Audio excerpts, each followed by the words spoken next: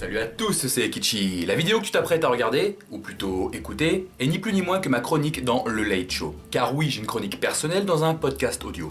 Une chronique Japon de manière générale. Podcast audio donc qui s'appelle Le Late Show, produit par Chemical Productions. Mais j'aurai l'occasion de t'en dire plus tard. Sur ce, je te souhaite un bon visionnage et une bonne écoute.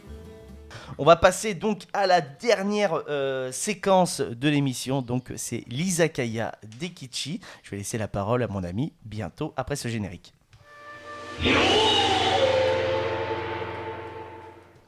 À toi, Ekichi. Alors, en cette spéciale Halloween, je vous propose de vous faire une petite compilation de yokai un peu insolites. Est-ce que vous savez ce que sont les yokai ? Une collection de Yoko. Il a osé. Non, désolé, je ne connais pas. Donc personne ne sait ce que c'est un yokai. Non. Alors les yokai sont un type de créature surnaturelle dans le folklore japonais. Il est souvent représenté comme un esprit malfaisant ou simplement malicieux, démontrant les tracas quotidiens ou inhabituels. Alors il existe des centaines, voire même des milliers de yokai qui peuvent prendre de diverses formes, celles d'un humain, d'un animal ou même d'un objet. Et là où nous connaissons plus souvent nous les créatures comme les vampires, les loups-garous, les fantômes, etc., vous allez voir qu'au Japon, les créatures et les esprits malveillants sont de toute autre nature et peuvent être parfois complètement what the fuck. C'est-à-dire what the fuck. Eh je vais vous en énumérer quelques-uns. Je dois en avoir quelques-uns en tête. C'est pas ce qu'il y a dans Bleach? Je sais plus. Alors je sais pas du tout. T'as pas regardé, ok. Moi je suis calé Japon, pas manga. Faut pas faire l'amalgame. Non, je regarde pas Bleach. Je regarde pas Bleach. Ok. Donc on commence par le Akaname, de sa traduction lèche crasse. Ok. Ça donne envie. D'accord. Le Akaname est un yokai qui a la taille d'un enfant ou d'un petit adulte, bien qu'il semble généralement beaucoup plus petit en raison de sa posture voûtée. Doté de cheveux gras et visqueux sur le dessus de sa tête, son corps est nu et sa peau est grasse comme ses cheveux. Il a les mains et les pieds palmés. Vous pouvez le rencontrer à la tombée de la nuit, dans votre salle de bain ou dans vos toilettes s'ils sont trop crasseux. Il pourrait même s'en prendre aux humains s'il manque sérieusement d'hygiène. Ce monstre se nourrit de la saleté et des restes humains avec sa très grande langue dont il se sert pour lécher la graisse, les cheveux, les ongles, les peaux mortes, les moisissures et autres saletés trouvées dans les salles de bain et derrière les toilettes. Appétissant, n'est-ce pas ? C'est marrant, t'as décrit mon ex. Oh mon Dieu. Bon, Drop the mic. Ce qui est bien, c'est qu'il est facile à combattre. Il suffit juste d'être propre et de nettoyer ses sanitaires. Incroyable. Le Itan Momen. Alors, il fait partie des Tsuku Mogami. C'est une famille composée d'objets du quotidien qui peuvent prendre vie après 100 ans d'existence en acquérant un esprit. Originaire de Kagoshima, sur l'île sud du Japon, Kyushu, le Itan Momen est un grand rouleau de tissu en coton, généralement fabriqué pour les vêtements, qui est possédé par un esprit allant de foyer, en volant et attaque les gens en les étouffant autour de leur visage. Pardon. Oh la vache. Voilà, c'est un bout de tissu, c'est un tapis volant en coton. J'ai l'impression que tu me parles d'un rouleau de PQ maudit. C'est ça, c'est un peu l'idée. Hein. Ça pourrait être dans Evil Dead, ça. Clairement, le rouleau de PQ maudit qui attaque H, incroyable. Donc il n'y a pas vraiment d'infos sur... on sait pas vraiment pourquoi. C'est juste qu'il faut pas habiter dans le sud du Japon apparemment, mais voilà. Parce que ça se passe dans le sud du Japon, ça. c'est apparemment on va dire une croyance plutôt du sud, ouais. D'accord. On passe à la Futakushi Onna. Dans le folklore japonais, les Futakushi Onna appartiennent à la même classe de yokai que les Rokurokobi, que les Kushi Sake Onna ou les Yama-uba, qui sont des femmes atteintes d'une malédiction ou d'une maladie surnaturelle qui les transforme en yokai, un peu comme chez nous la Dame Blanche, par exemple. D'accord, ok. Sauf que là, il y en a plusieurs sortes et différentes. La Futakushi Onna, alors il s'agit d'une femme ayant deux bouches, une normale sur son visage et une autre très vorace et garnie de grandes dents à l'arrière de sa tête dans ses cheveux. L'origine de sa seconde bouche est souvent liée au peu de nourriture qu'une femme mange. Cette bouche marmonne souvent des choses méchantes et menaçantes à la femme et exige de la nourriture. Si elle n'est pas nourrie, elle peut crier de manière obscène et causer une douleur énorme à la femme. Finalement, les cheveux de la femme commencent à bouger comme une paire de serpents permettant à la bouche de se servir les repas de la femme et peut engloutir 2 fois plus de nourriture. Ah, c'est marrant ce que tu décris parce que ça me fait penser un peu, déjà c'est très proche de Médusa. Le fait d'avoir les cheveux entre guillemets qui bougent, mais ça me fait surtout penser au film à la méchante, la créature dans les films Ju-on, donc qui sont les The Ring chez nous, tu sais ou The Grudge, non? Ouais, c'est ça. Hein. Dans The Ring aussi, mais ça pareil, c'est la même famille, c'est des yokai qui sont des femmes atteintes d'une maladie, une malédiction, etc. Ça m'a fait penser à dans Malignan.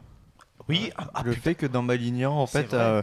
le personnage principal, en fait, à l'arrière de sa tête, elle a. Ah ouais. Après là, c'est c'est. un peu plus tiré par les Ouais, cheveux. c'est un peu plus tiré par les cheveux Pour quand rester un même. peu dans le thème. hein. Moi, Et- pour le coup, c'est Miss Peregrine et les enfants là. Tu vois, ouais. Mhm. La petite fille là qui est à table. Putain, c'est marrant, tu sais, les entre guillemets, tu sais, les Il y différentes a plein de rêves références qu'on fait, qu'on ouais. a. C'est Pour marrant. pour l'anecdote, le Pokémon Miss Dibule serait inspiré de ce yokai. Ah ouais, d'accord. Et la première créature, elle s'appelait comment déjà? Que j'ai faite tout à l'heure. Ouais, la toute Le Akaname. Parce que ça ressemble au Kappa, j'ai l'impression. Je sais pas si- Oui, c'est ça. Le Kappa, c'est un autre yokai, mais je l'ai pas pris parce Ok. que je l'ai pas sélectionné. C'est un yokai plutôt classique. Enfin, D'accord. Voilà. Ok. mais j'avais pris des visuels, mais j'ai oublié de vous les montrer en direct. Non, mais t'inquiète. Donc du coup, ouais, donc les origines de cette fameuse yokai, donc il y en a deux. Il y a deux histoires. Donc il y a soit une femme en fait qui aurait délaissé son beau-fils, qui aurait laissé alors le fils de son conjoint mourir de faim, et elle aurait privilégié de nourrir son fils. Et donc du coup, la bouche qu'elle a derrière sa tête serait la bouche de son ex-beau-fils qui se vengerait. Ou il y a une autre histoire, c'est son mari l'aurait accidentellement blessé en coupant du bois. Voilà, je sais pas comment on peut blesser accidentellement sa femme à l'arrière du crâne en coupant du bois, mais voilà, c'est les origines de cette. Ce n'était pas une bûche. C'est ça. Ah merde, c'était la tête de ma femme. En éternuant. Putain, j'ai ripé les gars. Le Kaza Obake alors, fait également partie des Tsukumogami, les objets esprits. Le Kaza Obake est un yokai qui se présente sous la forme d'une ombrelle traditionnelle japonaise dotée d'un œil, de 2 bras et d'une unique jambe. Son aspect ça s'inspire des fameuses ombrelles japonaises et chinoises produites à l'époque à partir de toile huilée, et les représentations usées que l'on fait de ce yokai semblent bien prouver que cet esprit a du vécu. D'où les 100 années d'existence d'un objet pour qu'il devienne yokai.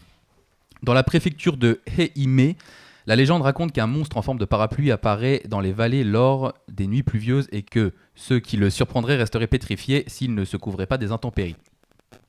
Du côté de Totori, on a plus tendance à évoquer l'existence d'un certain parapluie fantôme qui inviterait à faire soulever le vent si fort qu'il enverrait les hommes voler dans le ciel. Dans tous les cas, la fréquence de ces apparitions semble avoir un lien étroit avec le ciel et le temps. D'accord, ok. Donc du coup, voilà, c'est un parapluie maudit avec un Un bras et 2 parapluie jambes. maudit. C'est ça. Qui ressemble aussi à un Pokémon d'ailleurs. Peut-être. Le parapluie maudit. De toute façon, maintenant, les Pokémon, voilà, ils sont Oui, pas... oui, oui. Après, il y a beaucoup de Pokémon qui s'inspirent de yokai, mais s'ils sont Ouais, partis ouais. sur les objets, là, c'est vrai que dans les Bah, les ils sont yokai, carrément il y a quoi partis dans les objets, parce que je crois qu'il y a même un sac poubelle maintenant dans. Oui. Non, non, mais sans faire. vanne, Oui, hein, oui, sans oui, vanne, oui, hein. oui, Non, mais sans- bah, bah, oui. T'as tout, de toute façon. Ouais, et puis il y a une. Sinon, ça peut être aussi proche des SCP. Hein. C'est quoi ça, les Ah, SCP? tu sais, c'est une société fictive avec plusieurs monstres en fait qui reprennent beaucoup en fait des objets de la vie quotidienne. D'accord. Si tu regardes en fait, t'as carrément un site internet qui existe où chaque SCP a un numéro et chacun est affilié à quelque chose, genre un réverbère qui, à ce qui paraît, est pas gentil quoi. D'accord, ok. Et t'as Oh, le beaucoup méchant. de trucs comme ça. Ok, ok. Tu peux continuer. Donc, voilà, alors. Ikiti. Le tanuki. Alors, vous savez ce que c'est un tanuki, Ça non me dit quelque Pas du chose, tout. ouais. Non. Vous savez, c'est l'espèce de petit animal Animal. dont Mario se transforme, Ouais, il a Mario ouais. Tanuki avec la petite queue qui Avec s'envole, qui voilà. fait des Mais- tours, mais genre franchement, Le Mario écureuil. Je ne le vois pas. Je ne vois pas ce que c'est. Ah, c'est sans dans les déconner. derniers. J'allais dire c'est dans les derniers Mario, mais non, Ouais, dans les c'est- premiers. si, Enfin, c'est dans quand les tu- premiers Mario c'est Bros. quand tu il y manges avait une feuille, transformation. Ouais, il a ça. Ouais. l'item, c'est une petite feuille. Il a une queue rayée. Personne n'a vu le film Pompoko des studios Ghibli. Pas du tout. Quel film incroyable. Alors, vous allez comprendre. Alors, le tanuki est un yokai / esprit de la forêt inspiré du chien vivérin, bien qu'il ressemble fortement à un raton laveur. Il possède des testicules surdimensionnés, assez grandes pour les utiliser comme une couverture, une arme, un parapluie, un filet de pêche ou un paravoile pour planer. Oui, si vous regardez le film Pompoko, c'est exactement ce qui se passe dans le film. Enfin, c'est tellement what the Dans fuck. South Park, Randy Marsh s'en sert comme ballon sauteur. Bah, c'est inspiré du tanuki certainement. J'y Je penserai pense. la prochaine fois que j'irai à la pêche. Ah, putain. Donc le tanuki a un ventre rebondissant qu'il utilise comme un tambour et a le pouvoir de se transformer en ce qu'il veut. Il est généralement représenté en statue avec un chapeau de paille, une bouteille de saké, sans oublier ses énormes couilles. C'est un yokai farceur et qui n'hésitera pas à faire des blagues. Si vous rencontrez cet animal magique, vous pouvez prendre ça comme un présage de chance et de prospérité. Mais je crois Ah non, que mais je vous jure, Vive c'est les blagues. vraiment- Hein. Et au Japon, il y a vraiment des statues d'un tanuki avec des baloches, voilà, il est souvent Mais assis sur tu ses vois, baloches. alors, nous, on a les lutins, les petits elfes. c'est Eux, ça. ils ont des créatures avec des grosses couilles. Ah non, mais vous tapez Tanuki, tout simplement Tanuki. Mais du coup, les yokai, c'est pas forcément négatif, quoi. Ouais, c'est ça. Bah là, en fait, il est farceur, il fait des farces, il fait chier les humains, mais voilà, c'est. Ça reste tranquille. Oui, t'as Ouais, des yokai, on va dire, Ouais, mais gentillés. ça a l'air gentillé quand Oui, même. oui, Je c'est veux ça, dire, oui. c'est le genre de mec qui pourrait te cacher tes chaussettes, quoi. Oui, tu vois, c'est ça, c'est exactement ça. Ça me fait penser un peu à ça, quoi, tu vois. raconte des Mais blagues de ce que j'ai compris. Non, mais c'est un truc de fou, ça. Mais regardez c'est- le film Pompoko. vous allez- Pompoko, tu dis, mais Pompoko, à mon ouais. avis, l'épisode de South Park, je pense qu'il est clairement inspiré de ça aussi. Hein. Ah bah ouais, est-ce que tu regardes la tête des baloches Ah, mais non, mais vraiment, il les transporte avec des brouettes. Hein. Ah oui, non, mais c'est un peu l'idée. Ça me hein, déglingue, c'est- hein, vraiment. Il est très très bon Ils vont faire épisode. en ballon sauteur là. Ça me tue. Alors, le Hashiarai Yashiki est un démon du folklore japonais qui apparaît la nuit lorsque la maison manque d'hygiène et doit être lavée. Entre parenthèses, ils ont l'air d'avoir beaucoup de démons quand c'est ça. Là, c'est pour ça que tout au Japon, tout est clean. Hein. Justement, j'allais te C'est poser la ça. question. Il a l'air d'avoir vu- beaucoup de démons liés à la saleté. en Vu tout que cas. toi, tu y as quand même été souvent au Japon, c'est vrai que c'est réputé d'être très très clean. Est-ce que tu l'as ressenti Ah là-haut bah, quand même clairement, puis je pense que toi aussi même avec ton unique voyage, mais je pense c'est quelque chose qui marque Bah, nous- tout de suite. Nous, c'est vrai que ça marque dans la rue. Par contre, je t'avoue qu'on était, on était chez l'habitant, nous, en Oui. Airbnb. C'était propre, mais ça faisait surtout très chargé dans les maisons. Genre qu'ils énormément sont de petites, ouais. meubles, énormément d'objets, toi, des trucs assez high-tech. Mais Parce que les logements sont assez petits, donc après, comme il faut sûrement tout caser. ouais, par contre, impressionnant. ils T'imagines sont- caser tout ce que t'as chez toi dans un truc Ouais. 2 fois plus petit. Mais ils sont toute la famille par contre dans la maison. C'est-à-dire qu'il y Ouais. avait donc la maman, je veux dire, tu vois, entre guillemets, il y avait la fille, il y avait le frère, il y avait donc l'arrière-grand-mère qui était là, tu vois. C'était quand même Ah oui, plusieurs très- générations. d'accord, plusieurs ouais. générations quand Carrément, même ouais. dans la maison quoi. Et par contre, ils avaient chacun leur étage. Tu vois, par exemple, le fils, il Mhm. vivait qu'au sous-sol.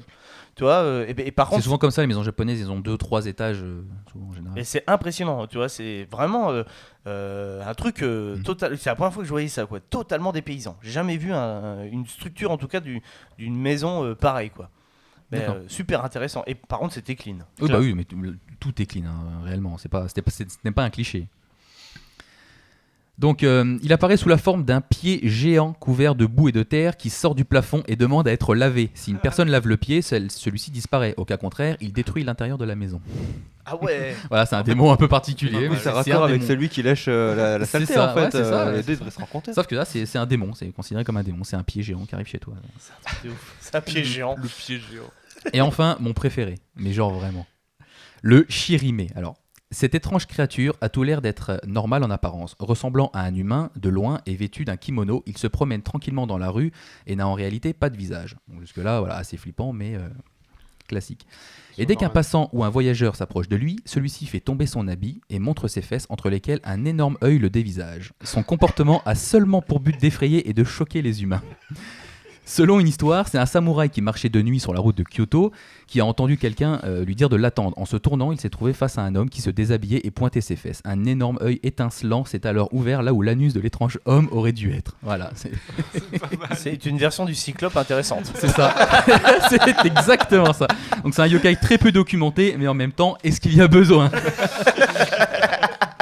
Bah merci Ekichi en tout cas de nous avoir éclairé sur ces yokai justement. C'est terminé ou pas? Vous Ah oui, avez- oui, c'était... Nickel. Ah, la Eh ben- chronique, bah oui. Ah oui, oui, nickel. Eh bah super.